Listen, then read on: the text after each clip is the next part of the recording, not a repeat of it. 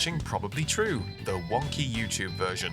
Please be aware that the following contains adult themes and as many naughty words as I can get away with. It would be boring without them.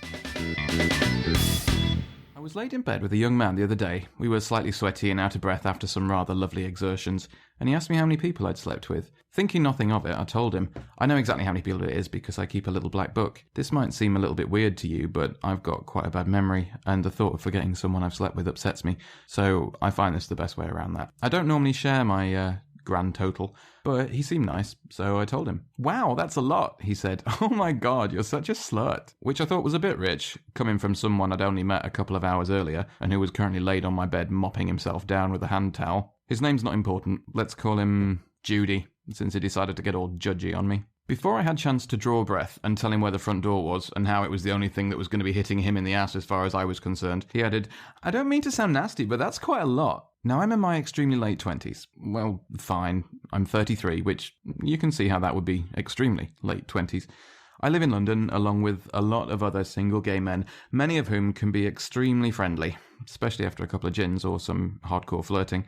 So I didn't think it was that high a number. It's all relative, really. What seems a big number for one person over a lifetime could just be a busy weekend for someone else. I started thinking about promiscuity in general, and the whole patriarchal notion of saving oneself for marriage not really being relevant since we're not procreating, only recreating. Sometimes repeatedly, especially if we're in the right mood and there's time for a cup of tea in there somewhere. I'm an out and proud gay man who happens to be single. I know how condoms work, and so the reasons for having as much sex as I like very much outweigh those against. Speaking of, as I was thinking about this, I started listing pros and cons. Pros. Number 1, practice. It's always a good idea to practice something you enjoy. You just get better at it. And we all know there's nothing worse than a crap shag. The number of times I've had to say, what are you doing, to some young man and kind of rearrange him, make things better. That's never a good thing. And Judy certainly wasn't complaining that I didn't know what I was doing. Well, as far as I know, his mouth was full quite a lot of the time. Second, confidence.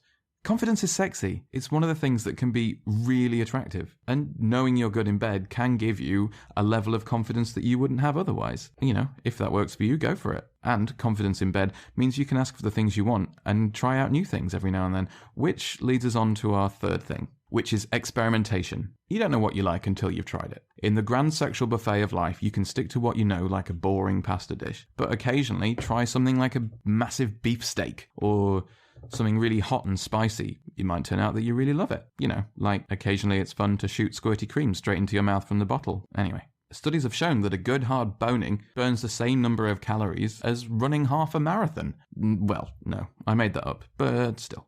The cons are diseases, I guess, but that's what condoms are for. While it's true that you can get some diseases from blowjobs, and believe me, I learned that one the hard way, the risk is really quite small, and it's worth it as long as you go for a sexual health checkup every few months. Every now and again, some poor misguided person will shoot their mouth off about how all this promiscuity from Grindr and other apps is ruining romance and leading all the gays astray, which is bollocks. I'm not suggesting that random sex is better than being in a committed and loving relationship. All I'm saying is it's just sex. And obviously, I much prefer it when it's with the man that I like very much, and who knows what he's doing in bed. But until that doofus shows up, I'll make do with recreational sex, and I hope he will too, because I don't want to fall in love with someone who doesn't know what he's doing in bed. And it's not like Grindr makes people slutty. Before Grindr, there was gaydar, and before that, people who shoot their mouth off about this kind of thing should remember that the main places to meet other gay guys was in bars and clubs, not exactly the most romantic of places. Or you could go cruising and hang out in public toilets or bushes in parks, shagging whoever came by. At least with the apps, it's a bit more like a catalogue. You get to see some photos and get to know someone a bit before you meet them, and you can arrange something more than just a dark bar or a bush somewhere. Not that there's anything wrong with bushes and clubs, they can be fun, certainly when you're in the right mood, but I'd say people are always going to want to have more sex, and if Grindr offers a safe way to do that, then why not? Sex is fun, it makes us feel good. The more I think about it, the more I see this huge dichotomy around sex, especially in people's heads. We're bombarded by advertising that uses sex to sell things, anything from ice cream to body spray, especially body spray. Think of the Lynx effect. All these products, marketing says one way or another that if you buy this product, people will want to have sex with you. Lots of sex. All the sex, because sex is great and everybody wants to have lots of sex, right? Right? But on the other hand, you've got all this shame and disgust around people who actually have a lot of sex. And anything from calling people a slut to celebrity shocker threesomes and stuff like this. And it's just all completely at odds. And there's this weird pressure to have a lot of sex, but then not have any sex because that'd be wrong and dirty somehow. It's like, yeah, use this body spray and everyone will want to shag you. You'll be beating them off with both hands. But don't actually have sex because the devil's pink clarinet is dirty enough without touching it.